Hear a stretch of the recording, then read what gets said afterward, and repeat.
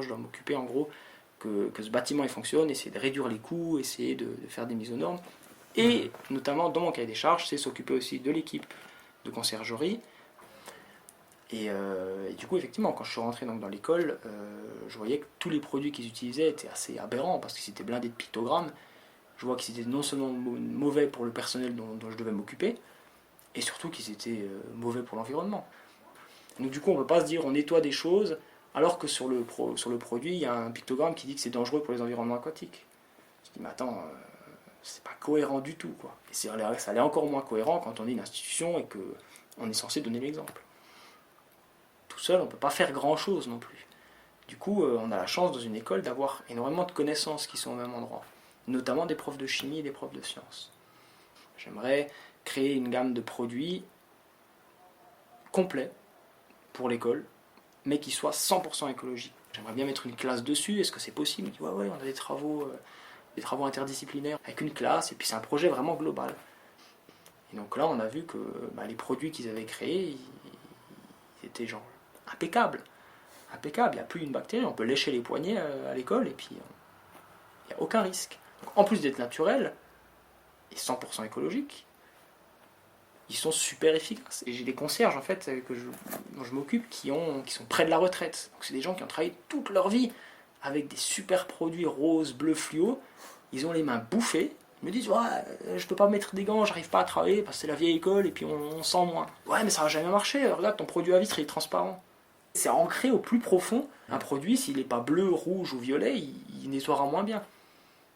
Et puis quand les premiers échantillons ont abouti, j'étais forcé de constater que c'était bien au-delà des produits des grandes marques qu'on peut trouver ici, qui sont très très chers et qui sont beaucoup moins efficaces. Je dépense 3% du budget.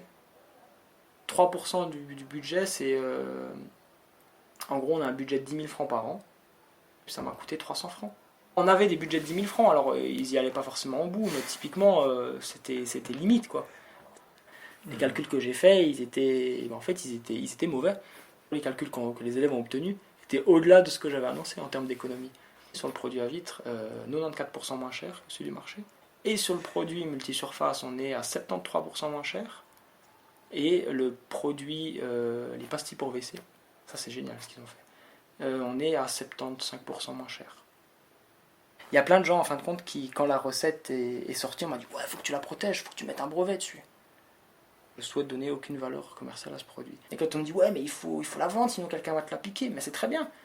Mais ce qui arrive, si un gros groupe aujourd'hui prend cette recette, c'est peut-être qu'il arrive à le vendre à 1 million de personnes.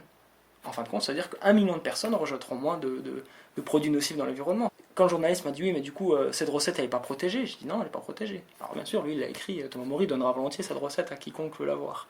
Ça a été une bombe. L'article est paru un dimanche. Le lundi matin, le secrétariat a débordé de demandes.